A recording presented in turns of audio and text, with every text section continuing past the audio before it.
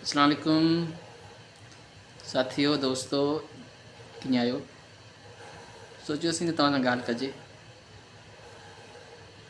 ॻाल्हि पाण कंदासीं करंट सिचुएशन ते, जेका मुल्क जी जेका मौजूदा सूरत हाल आहे पाकिस्तान में। इमरान ख़ान जी गिरफ़्तारी खां पोइ हालात इंतिहाई ख़राबु आहिनि। इमरान ख़ान जी गिरफ़्तारी खां पोइ रद्द अमल तव्हां ॾिसी चुका आहियो, छो जो 2-3 ॾींहंनि खां वठी थिए पियो। उन डिटेल में पाण कोन था हलूं, छो जो हर माण्हू वटि जेकॾहिं मोबाइल आहे या जेकॾहिं हू सियासत सां दिलचस्पी रखे थो त यकीनन उहा उन सभिनी खां वाक़िफ़ु आहे। इमरान ख़ान जी गिरफ़्तारी खां पोइ धरना, जलूस, बाहियूं, सरकारी इदारनि ते हमला, रेडियो पाकिस्तान पेशावर खे बाहि ॾियणु, काफ़ी इदारा आहिनि, मां नालो कोन थो खणां, कंहिं जा नाला खणूं, मतिलबु घणो नुक़सानु कयो वियो आहे PTI कारकुन तरफ़ां। PTI कारकुननि खे बि गिरफ़्तार कयो वियो आहे, उन्हनि ते लाठी चार्ज थी आहे, उन्हनि जा बि कारकुन कुझु मारिजी विया आहिनि, 4 कारकुन उन्हनि जा मारिजी विया आहिनि। ॿुधण में आयो त 50 खां वधीक ज़ख़्मी बि आहिनि। उनखां अलावा वॾी तादाद में उन्हनि खे गिरफ़्तार कयो वियो आहे। उनखां अलावा PTI जे अॻुवाणनि खे गिरफ़्तार कयो वियो आहे। जीअं इमरान ख़ान गिरफ़्तार थी वियो त उनखां पोइ एहतिजाजनि में या उन्हनि जी अॻुवाणी कंदड़ जेके उन्हनि जा PTI जा जेके अॻुवाण आहिनि, PTI जे जनरल सेक्रेटरी असद उमर हुजे, पंजाब जो अॻूणो गवर्नर हुजे उमर सरफराज चीमा, या फवाद चौधरी हुजे। फवाद चौधरी खे कुझु देरि अॻु इस्लामाबाद मां गिरफ़्तार कयो वियो आहे। छा थियणु वञे पियो, छा थींदो, सूरत हाल इंतिहाई ख़राबु आहे।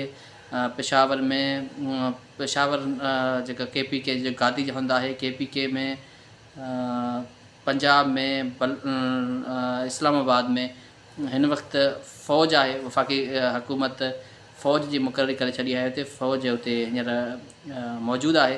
उनखां अलावा सिंध में बि कलम 144 लागू आहे, छो जो गुज़िरियल ॾींहुं जॾहिं असां ॾिठो शाला फैसल ते जेके हालतूं हुयूं इंतिहाई ख़राबु हुयूं। उनखां पोइ पीपल्स बस सर्विस जेके 4 जेके बसूं हुयूं, उन्हनि खे उन्हनि जा शीशा वग़ैरह टोड़िया विया हुया। उनखां अलावा पुलिस गाॾी, रेंजर्स जी जेका चौकी आहे उनखे बाहि ॾिनी वई। उनखां अलावा घणो नुक़सानु थियो। असां हिन सॼी सूरत हाल ते गुफ़्तगू कंदासीं। असां सां गॾु मूं सां हींअर मौजूदु आहे असांजो एंकर आहे, न्यूज़ एंकर आहे ज़ुबैर खोड़ो साहब। कोशिशि कंदासीं त उहे बि कुझु ॻाल्हाए हिन सॼी सिचुएशन ते, छो जो हू बि इन सॼी सियासत इन इशू ते उनजी बि करड़ी नज़र आहे ऐं उन्हनि खे रिपोर्ट बि कयो आहे हिते पंहिंजे सीट ते वेही करे। त असां कुझु कोशिशि कंदासीं त उनखां बि थोरो तजियो वठूं। ज़ुबैर कीअं आहियो? हालतूं जेके लॻियूं पियूं उन्हनि मां तव्हांखे ज़ाहिर थींदो त कीअं हूंदासीं। न नेट हले थी, न ई फेसबुक हले थो, ईअं वेठा आहियूं छा। ऑफिस में जेका वाईफाई हले थी, घर में कुझु कोन थो हले, मोबाइल कंहिं कम जी कोन्हे, हालतूं अहिड़ियूं आहिनि। छा चवंदो इमरान ख़ान गिरफ़्तार थी वियो आहे, गिरफ़्तार आख़िरकार गिरफ़्तार थी वियो, उनखां पोइ जेके हालतूं आहिनि उन्हनि खे तव्हां कीअं करणु ॾिसो। जेका कल 2 ॾींहं खां वठी हालतूं आहिनि, नेट सर्विस बंदि आहे। नेट सर्विस ते पाण बाद में इहे सवाल मां तव्हांखां रखंदुसि, पर पहिरियां इहो ॿुधायो मुल्क जा हालात जेके हालतूं हींअर आहिनि उनखे तव्हां कीअं ॾिसो पिया एज़ अ पंहिंजे पर्सपेक्टिव में?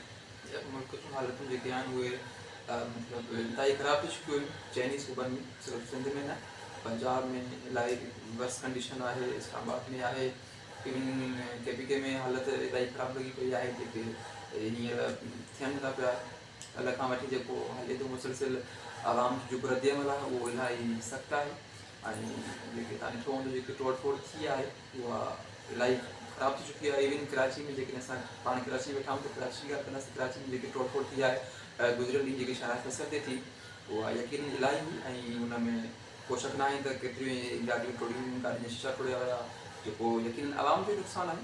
हिन में कोई कंहिं पार्टी खे नुक़सानु कोन थो थिए। जेकॾहिं तव्हां कराची में पीपल बस जूं बसूं टोड़ियो था, शीशा टोड़ियो था, त हिन में नुक़सानु पीपल्स पार्टी जो कोन्हे को। कोई उन बसियुनि में तव्हां आवाम वेहे थो, जेके कराची जा माण्हू आहिनि।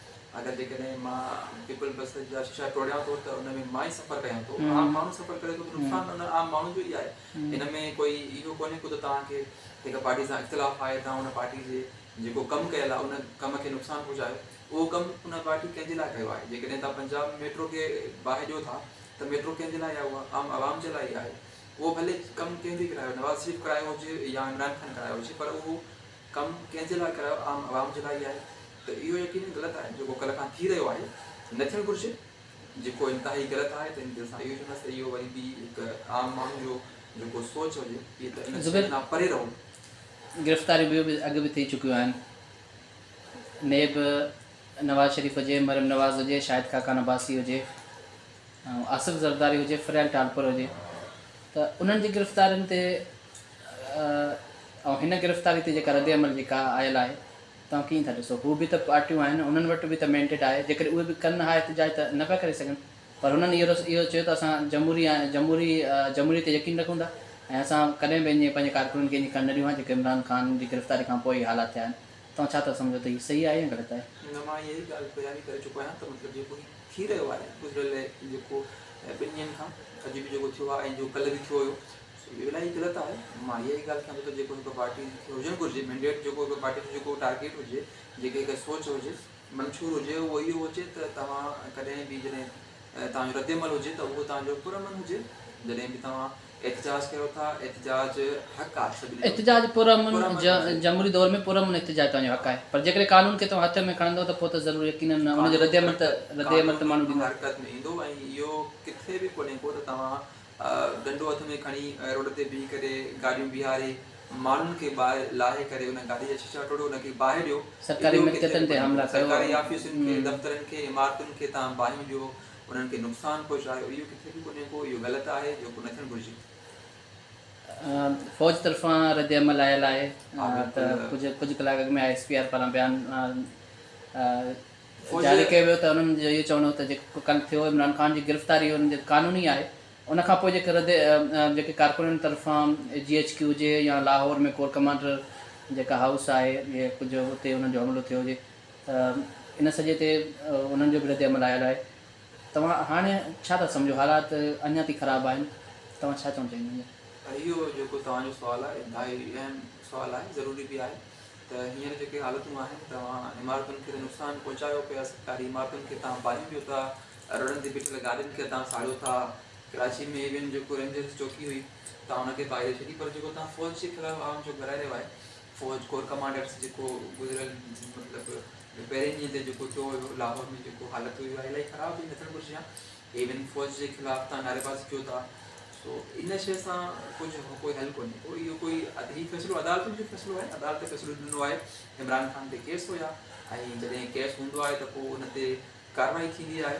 मां इहा बि ॻाल्हि कंदुमि त जेकॾहिं इहो केस जेके हुया इन्हनि खे मतिलबु 3-4 महीननि खां अञा मथे वक़्तु थी चुको आहे, त एतिरनि सालनि खां केस हलंदा अचनि पिया, इमरान ख़ान खे मुसलसिल रिलीफ मिले पियो, त एतिरो वॾो रिलीफ शायदि कंहिं ॿिए खे न मिलियो हुजे। इहो इलाही रिलीफ आहे ऐं उनजे बावजूदि ज़मानतूं मिलनि थियूं, ज़मानतूं मिलण जे बावजूदि बि अगरि को अदालत में पेश नथो थिए त ज़ाहिर आहे अदालत कार्रवाई कंदी ऐं ऑर्डर निकिरंदो गिरफ़्तारी जो, त उहो ई मां चवंदुमि त हीअ गिरफ़्तारी जेकी आहे क़ानूनी थी आहे। अदालतुनि तरफ़ां बि इहो बयानु आयो आहे त अदालती गिरफ़्तारी क़ानूनी आहे। मुख़्तलिफ़ जेके असांजा अॻुवान आहिनि उन्हनि जे तरफ़ां बि इहो बयानु आयो आहे। जेकॾहिं ॿी ॻाल्हि कजे त आर्मी चीफ ख़ुदि जेके आर्मी जा जेके ISPR आहिनि, ISPR जो बयानु आयो आहे त हीअ जेकी इमरान ख़ान जी गिरफ़्तारी आहे उहा क़ानूनी आहे। सो इन में को शक न आहे, केस हले पियो, केस हलंदो त ज़ाहिर आहे पोइ जेको रिज़ल्ट ईंदो यकीन अदालतुनि तव्हांखे यकीन हुजणु घुरिजे, अदालतूं जे तरफ़ां जेको फ़ैसिलो ईंदो उहो सुठो हूंदो। उहो सुठो फ़ैसिलो हूंदो। नेट सर्विस बंदि आहे, इन ते थोरो ॻाल्हायूं। मुंहिंजो बुलेटिन जो टाइम थी वियो आहे। ओके, थैंक यू दोस्तों, वरी कंहिं ॿिए वक़्त ते मुलाक़ात।